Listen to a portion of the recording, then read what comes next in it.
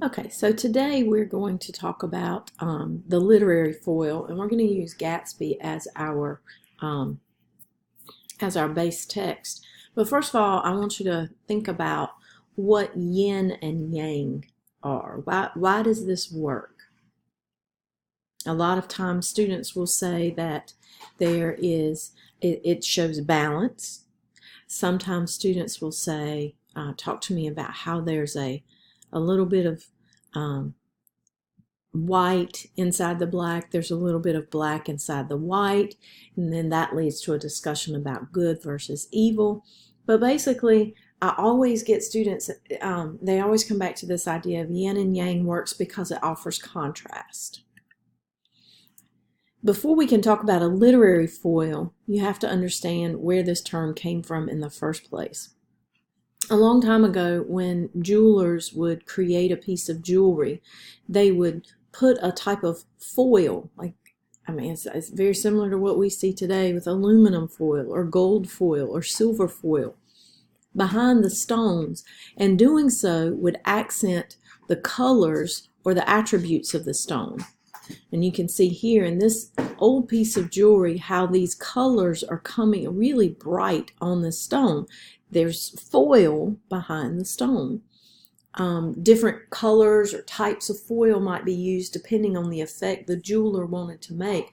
Oftentimes, for those of you who are interested in antiques, you may see old jewelry and the stone looks really dirty, or it just looks very dark and there's not a lot of sparkle. Chances are that the foil behind the stone is old enough that it has changed colors, it's tarnished, and so now you're not seeing the stone as the jeweler originally intended.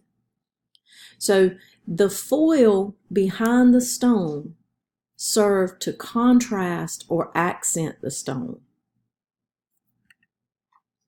And that's what a literary foil does. A foil is a character that shows qualities that are in contrast with another character. And please note this purpose. The purpose of the foil is to highlight the development of the major character. When you look at a foil pair, or when you identify a foil pair, you are making a choice to identify one of those as a major character and one as a minor character. One of them has to be more important. Just like in the jewelry making, the stone is what is important. The foil serves to highlight the stone. So let's look at some examples. This is an example of a foil pair that comes together. You have Captain America, okay, and you have Tony Stark, aka Iron Man.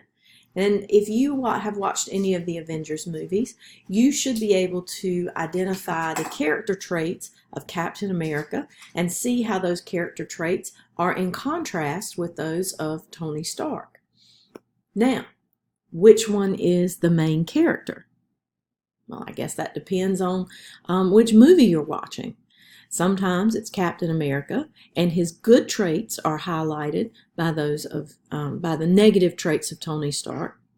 Sometimes it is Iron Man or Tony Stark that is the main character, and his traits, mostly negative, are highlighted by the good that Captain America does. Here's an example of a foil pair that stays apart. You have Luke Skywalker and Darth Vader. Now please note, foils are not always the antagonists. They're not always protagonists and antagonists. A lot of times they are, but not always. What you want to look for, or what you want to ask yourself, is does the foil or the minor character have traits that make me see the good, or see the things that I'm supposed to notice about the major character? A lot of times it's good. We'll look at some Gatsby examples now. The most obvious foil pair in Gatsby would be Jay Gatsby and Tom Buchanan. Now that you've read the book, think about how Tom's traits enhance Gatsby's traits. We like Gatsby. We don't like Tom. Another pair of foils from Gatsby would be Daisy and Myrtle. And I really like the new movie, which is where I've pulled these pictures from. But if you read closely, you know that the Myrtle that's portrayed in the new movie is not quite the Myrtle that Fitzgerald wrote about. But you'll notice that even in the book, we have Myrtle who wears brightly colored clothing. She's very garish in many ways, which offsets Daisy's softness, Daisy's quiet nature.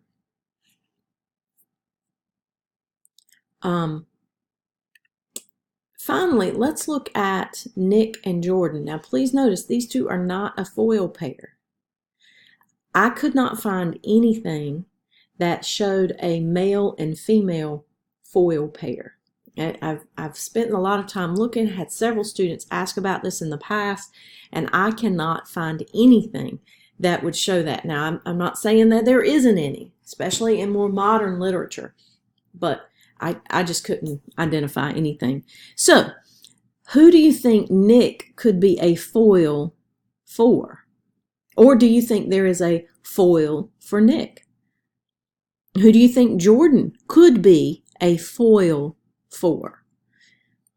I don't know the answer. You know, there's a lot of different choices here. Or do these two characters serve as foils? I didn't mention Myrtle's husband, George.